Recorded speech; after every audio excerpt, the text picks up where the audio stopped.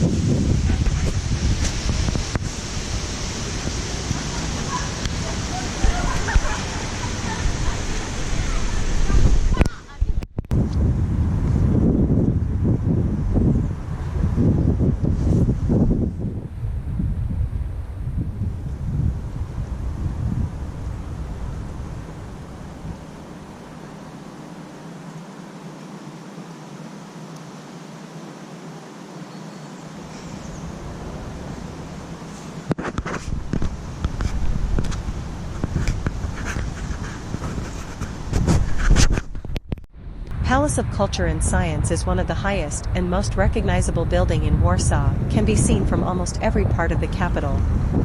Where did it come from? It was opened in 1955 on the initiative of Joseph Stalin as a gift of the Soviet people for the Poles.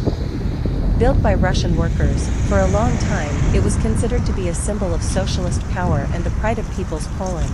It was where conventions of the Polish United Workers' Party took place. Since its very beginning, its monumental interiors have hosted numerous concerts, exhibitions, fairs, and shows. Currently, the palace is home to theaters, a cinema, museums, trendy pubs, and the main Warsaw Tourist Information Office. Go up to the observation deck on the 30th floor of the building and see the beautiful panorama of the city from a height of 114 meters. Take a look at the socialist realist sculptures placed in the niches of the palace's facade. Each symbolizes a different field of science, art, technology, or culture. For example, a young man with a book of classical literature, a member of Komsomol, an archer, and a woman from Central Asia. In a direct line from the main entrance, you will find a stone honor tribune, from which the first secretaries of the Central Committee of the Polish Communist Party greeted those marching on the May Day parade.